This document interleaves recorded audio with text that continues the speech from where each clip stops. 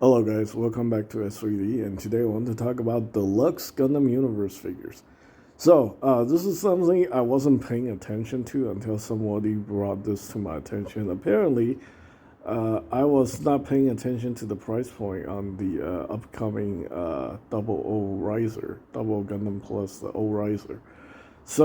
Looks like the yen price is 4950 yen, 4,950 yen. That kind of translate to about 45 US dollars.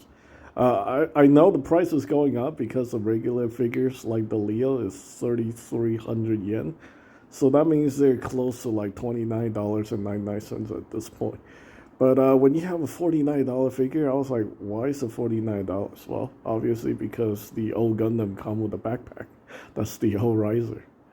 They can justify hiking the price up to a 40 $5 for that. I don't know if people are gonna be okay with paying that for Gundam Universe figure.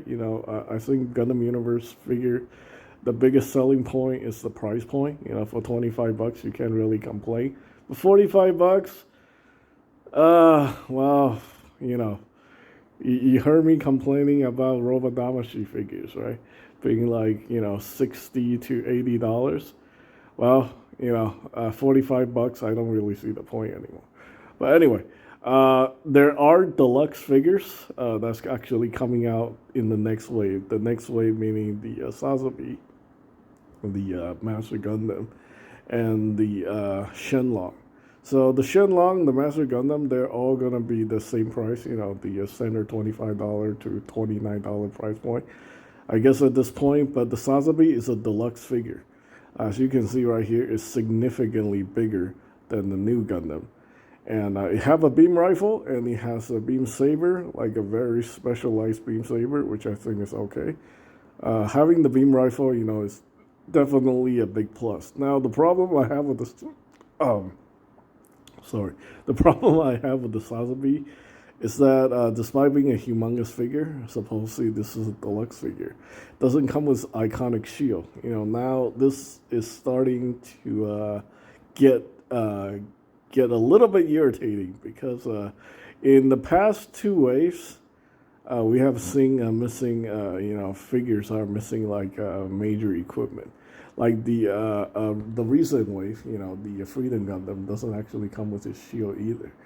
That thing has a lot of color separation, so I think it's disappointing because when I see the Freedom, I always think of the Freedom having the shield. Exia doesn't have the shield either, but I think it's okay that Exia doesn't have the shield because that thing is usually not very well done anyway. Like every previous version of the Exia, like the Gunpla, all have the shield. I don't understand why the Gundam Universe figure lacking the shield. I guess they just run out, budget for the figure, since they included quite a lot of stuff with Exia. Like the beam saber heels and that gigantic GN sword, plus GN long sword and then the GN short sword. So yeah, but the Sazabi missing a shield, and I can tell you I noticed some really serious engineering problem with the Sazabi. Now I want you guys to pay attention to the elbow joint right there. That looks a little weird, right? Well, the reason why it looks so weird is that they did not engineer the arm on the Sazabi for it to work like other previously existing Sazabi, whether it's an action figure like a Robodamashi figure or a Gunpla. Basically, what they did is we all are aware of the Gundam Universe, the double jointed elbow, the very specialized joint, right? They just shoehorn that joint into the arm. Technically, the Sazabi, if it's engineered to be anime accurate, probably should only have a single jointed elbow. Basically, there should be a pivot point between that round piece and the forearm. So the forearm should just be connected to that circle piece right there. And I don't know, like I'm not very good at photoshopping, but I just want you guys to visualize that. So it's not supposed to have a double jointed joint. Basically, you should just pivot 90 degrees or maybe a little bit past 90 degree around that, that circle piece. That's it. The fact that they shoehorn in the elbow joint into the Sazubi make this figure looks really, really ridiculous, especially when the arm is posed this way. Now, of course, you can easily hide that simply by just, posing it out of the way. Look at the arm when it's holding the beam rifle. If you pivot the joint, and if you're looking at it directly at the elbow joint, things look a little bit different. But if you're gonna straighten out the arm like that, the figure just look really ridiculous. Look at the arm. I mean, it looks like it doesn't. To me, it looks horrendous. And again, like that further reinforces the fact that, most of the UC suits on the Gundam Universe line is very disappointing. Yeah, for example, the new Gundam doesn't have a shield, doesn't have a beam rifle. It just has its funnel effect and the beam saber. So that's very disappointing. I mean, they do look good, just standing on a shelf. The Sazubi will have, that issue, just looking ridiculous. But the new Gundam doesn't have that problem. And to be honest with you, I was kind of looking forward to the Sazubi, but now realizing about this issue, I don't think I am very interested in even looking at it. Obviously, it's actually going to come in the bigger box, so I'm kind of excited to see how the bigger box looks like. And I think also tell you, the Sazubi don't have the funnel effect. I'm pretty sure those things are just like, permanently part of the backpack, and that's it.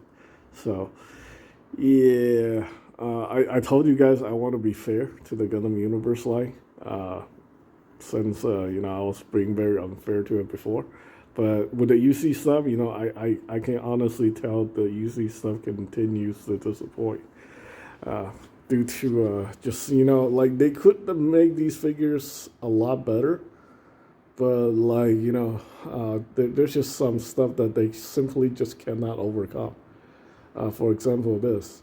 I think they're sticking to the idea that they're going to just reuse all the joint parts on these figures, and they're not going to deviate from it by, re-engineering new stuff for it. Yeah, so that makes it very, very problematic. But anyway, I think that's pretty much it. I think in the future, we may hear people complain about this figure during the product review.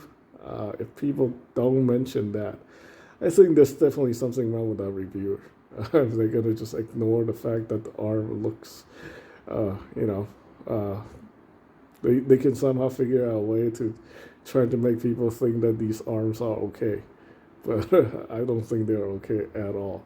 So anyway, that's pretty much it from this video. Again, it's just an opinion. I want to point this out so when people buy this figure, if you're gonna spend like extra money on this is gonna be a deluxe figure, so it's gonna definitely cost more than $30. So when you spend more than $30 on this figure, just gotta be aware of this problem. Anyway, that's pretty much it. Thanks for watching.